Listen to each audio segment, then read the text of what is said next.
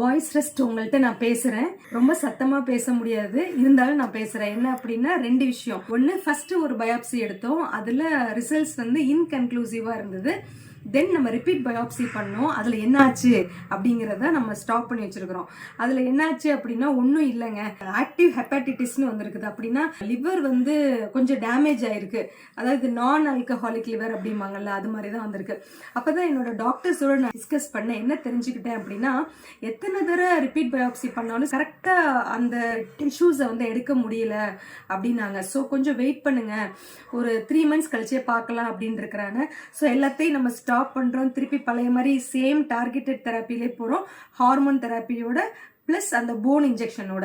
So இதெல்லாம் தாண்டி என்னடா ஏதோ ஒரு மாதிரி டிஃபரன்ஸ் தெரியுது இந்த ஷோல்டர் வித்தெல்லாம் அப்படின்னு பார்த்தீங்கன்னா, நான் வெயிட் வந்து கம்மியாயிருக்கேங்க. 59லேருந்து 55 வந்திருக்கேன். ஒரு ஆன்டி கேன்சர் டேப்லெட் நான் எடுத்தேன், அதில் என்னோட டேஸ்ட் பட்ஸில் ப்ராப்பராக ஒர்க் ஆகலை. ஸோ டாக்டர் சொன்னாங்க கொஞ்சம் நல்லா பார்த்துக்கோங்க ஹெல்த் அப்படின்னு இருக்காங்க. இன்னொரு டாக்டரோட ஒப்பீனியன் கூட கேட்க சொன்னாங்க. ஸோ தட் இன்னொரு டாக்டரோட ஒப்பீனியன் கூட கேட்டேன். GVNல டாக்டர் சீனிவாசன் அருமையாக எக்ஸ்பிளைன் பண்ணாரு. Madam your perfectly all right, keep going அப்படின்ட்டாரு. ஒன்னே எலும்பு வீக்கா இருக்குது, விழுந்துராதீங்க, தடுமாறாதீங்க, கை வச்சு ஊனி எந்திரிக்காதீங்க அப்படின்னு சொல்லியிருக்காங்க. இந்த ஓக்கல் கார்டு கொஞ்ச நாள்ல சரியாயிரும்னு சொல்லியிருக்காங்க. So same targeted therapy continue பண்றோம். நெக்ஸ்ட் டார்கெட்டட் தெரப்பி எப்பன்னு கேட்குறீங்களா? வெனஸ்டே அன்னைக்கு 19th டார்கெட்டட் தெரப்பி உங்க பிளெஸிங்ஸ் அண்ட் ப்ரேயர்ஸோட.